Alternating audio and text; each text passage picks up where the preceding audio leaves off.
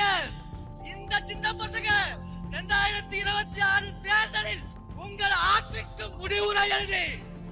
சமையல் வேலை பார்ப்பவர்களின் மகன் இன்று சட்டமன்றத்திற்குள் நுழைகிறார். திராவிட கட்சிகளின் அசைக்க முடியாத கோட்டையாகவும் ஜெயலலிதா போன்ற ஆளுமைகள் கோலோச்சிய ஸ்ரீரங்கம் தொகுதியில் அமைச்சர்களின் ஆதிக்கத்தையும் தவிடுபடியாக்கி வெற்றி கொடி நாட்டியிருக்கிறார் தாவேக்கா வேட்பாளர் ரமேஷ். ஸ்ரீரங்கத்தை பூர்வீகமாக கொண்ட ரமேஷ் அரசு பள்ளியில் பயின்றவர். பெற்றோர் இருவரும் சமையல் வேலை செய்து ரமேஷை மெக்கானிக்கல் இன்ஜினியரிங் வரை படிக்க வைத்துள்ளனர். இவர் குடும்பத்தின் முதல் தலைமுறை பட்டதாரியும் கூட.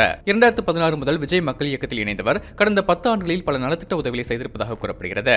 மேலும் மக்கள் இயக்கத்தில் பேச்சாளராக இருந்தவர். தாவேக்கா தொடங்கிய பிறகு கட்சியின் செய்தி தொடர்பாளராக நியமிக்க பல ஊடக விவாதங்களிலும் கலந்து கொண்டார்.